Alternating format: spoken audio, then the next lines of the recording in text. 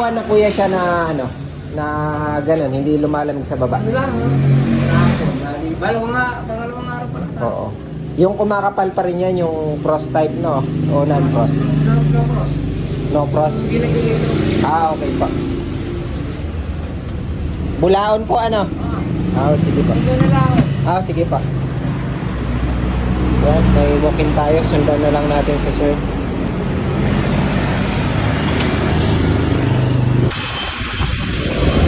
Daanan mo si tatay. Nandyan daw sa may RC. Ayan, meron tayong gawang refrigerator. Nag-walk-in sa atin si tatay sa shop. So, sabi ko, sundan na lang namin kayo. Ayun, antayin daw kami dito sa may RC. From Bulaon pa po siya. So, shop natin dito sa may Kalulot. Ayan. Kasama natin yung mga pogi.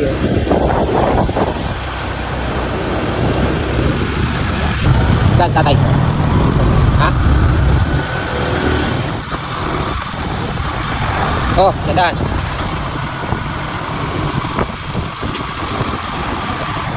Ayan pala si tatay. Bulaon. Ayan, Bulaon. Bulaon, Rosetta. Ayan, sa mga gusto pala magpagawa ng mga manual washing machine at saka electric fan, ayan, dito lang kayo magpagawa. Renato. Ayan. So, dito lang po yan sa may Bulaon. Tapos meron po silang branch sa may Sindalan. Ayan, sa may mga manual washing machine. And automatic, gumagawa na rin sila ngayon, mga electric fan. Shout out kay Mark. Ayan.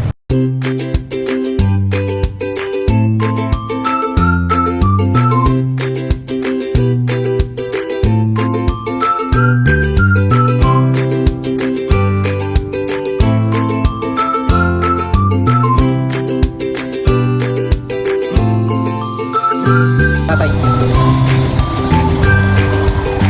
Dito na yan, tay? Tay, tatay. May aso, tay? Hindi ba nagagat?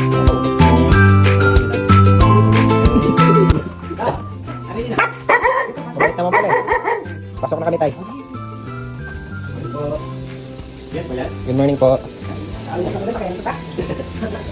Whirlpool. Whirlpool na ano. Apo. Ayan. So, malambot na. Sa ilalim tayo, hindi masyado lumalamig, ano? Wala na nga. Walang lamig-lamig kahit naka, ano na tayo, naka-max na. Pogs, check mo sa ano.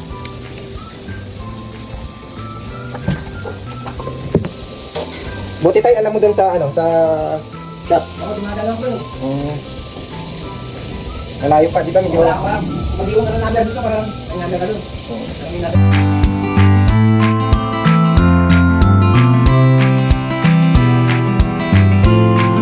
Sabihin na natin 10 years ng unit ni tatay. Ganun po katibay ang non-inverter. Ngayon lang nagka-problema pero still good na good pa po yung kanyang refrigerant. Tingnan nyo naman po, ang ganda pa. So pag ganito po ang sira, ang madalas po na issue ng ganito ay sa defrosting system niya. So check natin yung heater. Ayan, heater po yan yung uminit. And thermodisc. Pangalawa, yung fan. So nakita naman kanina natin working. And last, ang check dapat yung timer kung nagsiswitch pa sa heater. So step by step tayo. Troubleshoot po muna.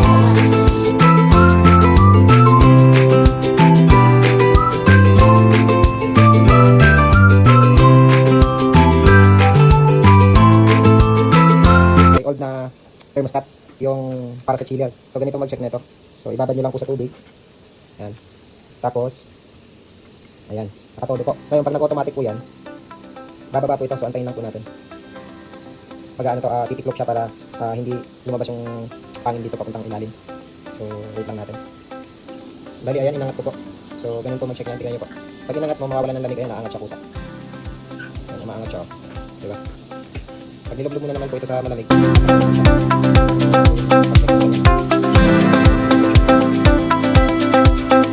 bago kita po. Pag tinanggal nyo po, pag tinanggal nyo, aangat po dapat yan. Ganun po mag-check yan. Ganun po mag-check yan. Tingnan nyo po. Yan. Tingnan nyo po, umaangat. So, ganun lang po mag-check yan. So, accurate pa naman po ito.